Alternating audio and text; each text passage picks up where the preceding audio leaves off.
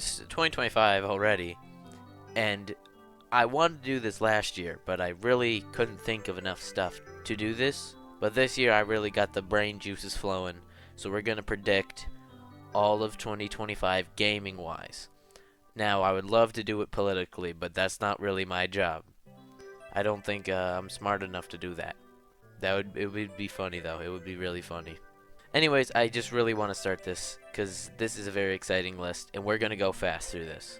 All right, we're gonna go quick. The number one thing that I think is gonna happen in January is a Switch 2 Direct. Now, I know 100,000,000 times we have gotten these leaks that say Switch 2's coming in 2021, guys. It's coming in 2022. It's coming in 2023. It's coming in 2024. And now it's coming in 2025. But it actually is. We know it's coming in 2025 this time. We know it's real. It's going to happen. And I do think the January rumor is correct. I think we are getting a Switch 2 Direct in January. The Direct, I think they're going to announce a new 3D Mario and ports of Wind Waker and Twilight Princess. Like, there's no reason they should not have those on Switch already. And if I know Nintendo, they're going to put them on Switch 2. They know people want to play those games. That's how you sell copies of the Switch 2. The second thing I thought about was, what is Sony up to? Fucking nothing, and that's always. So I'm going to assume this year they're going to try to do something with their lives. So in January, they're going to have a State of Play. Because last year, I think they did one in January as well. It was very late January. It was a bit of a surprise, a curveball, but I think they're going to do that again this year. Specifically with Wolverine gameplay. Like a gameplay teaser trailer. Not a full trailer that shows all this stuff that's going on in the game. Story, side characters, main quests. It's literally just going to be a quick 1 minute 30-second teaser of gameplay. It's going to be very short because this game is not coming out in 2025. It's coming out 2026. Maybe even longer. It might even be 2027.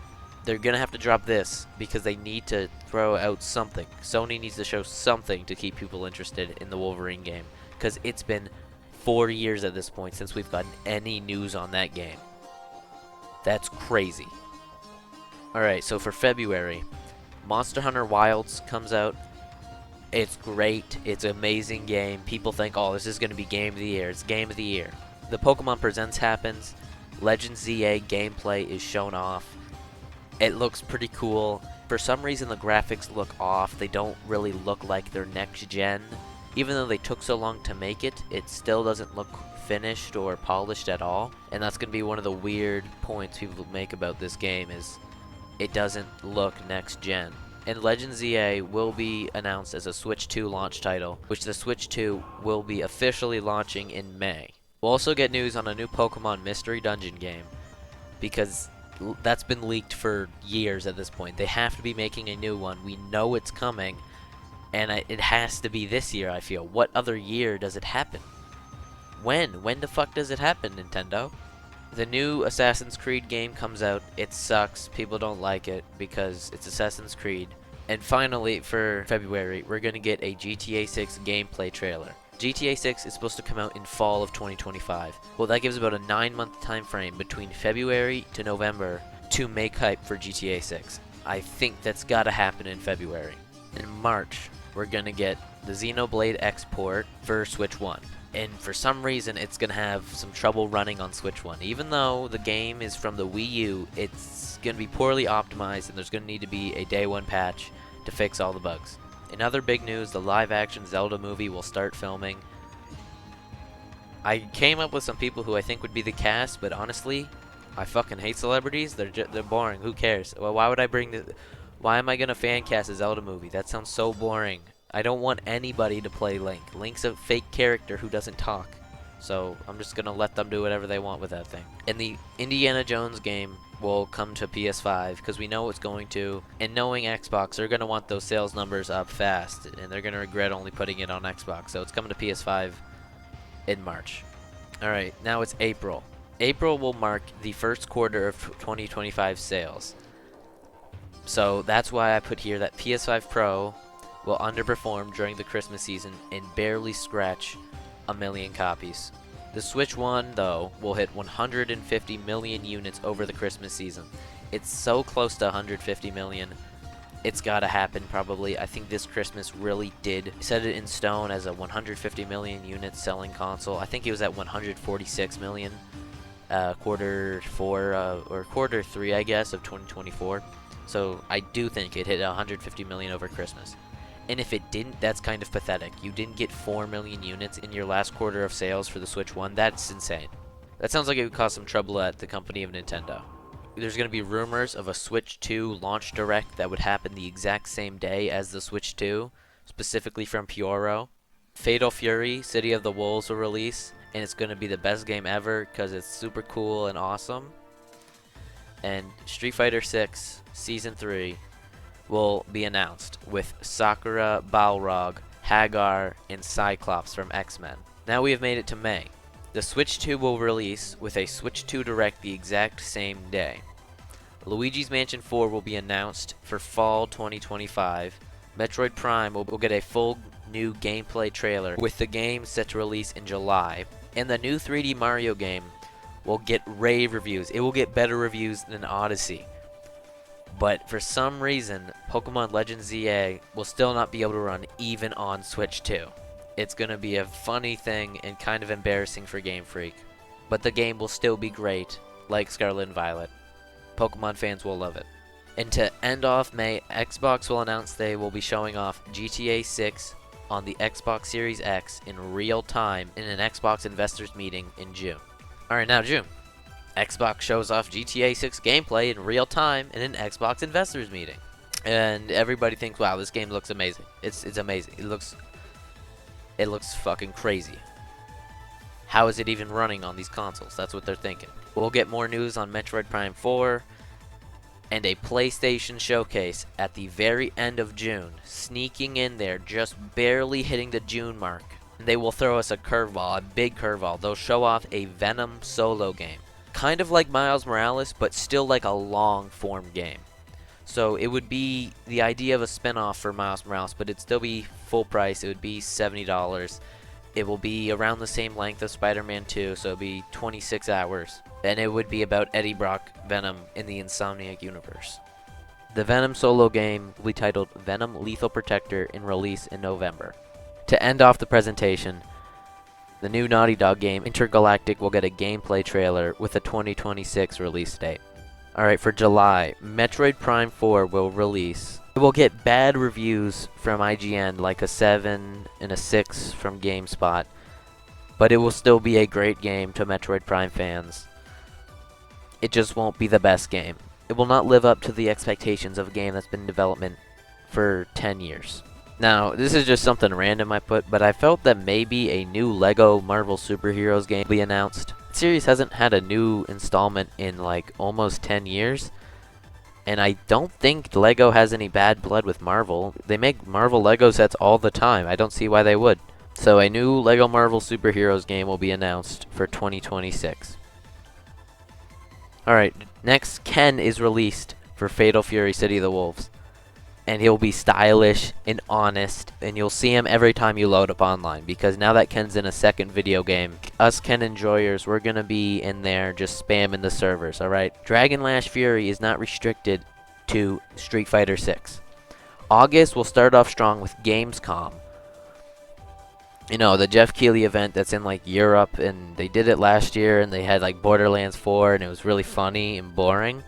This year it won't be boring, because Capcom will announce a new Darkstalkers game. It's been like at that point in time, it would have been 3 years since Capcom announced Street Fighter 6 and the Capcom Fighting Collection. I feel like that's enough time for them to start development. By now, they'll be pretty far into development of a new Darkstalkers game.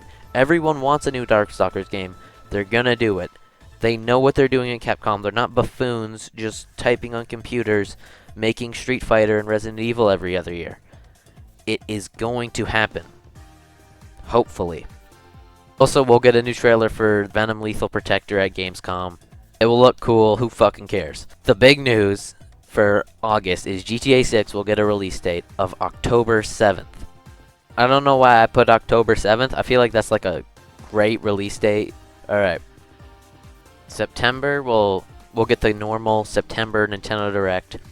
We'll get news on Luigi's Mansion 4. It's going to be releasing on Halloween Day, like Luigi's Mansion 3.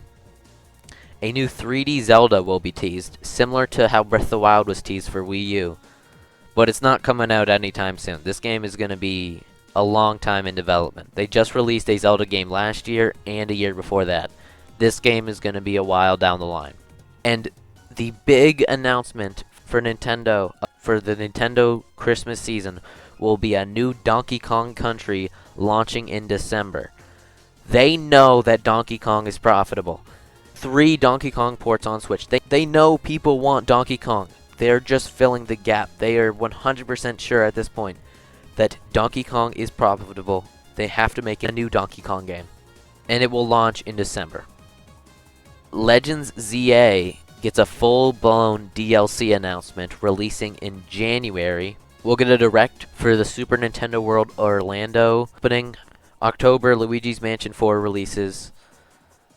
Ronaldo is released for Fatal Fury, City of the Wolves, for some reason. GTA 6 is released, and it's so good that literally day 2, on October 8th, it will be predicted to win Game of the Year by like IGN, GameSpot, Arlo, fucking Video Game Donkey, everybody. Germa. November, Elden Ring Night Rain will release to large amounts of criticism and hate by fans. And on the opposite spectrum, Venom Lethal Protector will release to small amounts of criticism, similar to how the Miles Morales game was not as fleshed out in the story, and the pacing was bad, but it's still loved by fans. It will still be a great game. Now the big one, the big month. This is honestly one of the shorter months I wrote, but December, the Game Awards. This is all that matters in December for game announcements, let's be real. So it's only Game Awards stuff here. To start off the Game Awards, Nintendo will win a special award for innovation in the gaming space. They have been non-stop innovating such random shit. Portable consoles would not have been the same without Nintendo. Steam Decks don't exist. ROG Allies don't exist.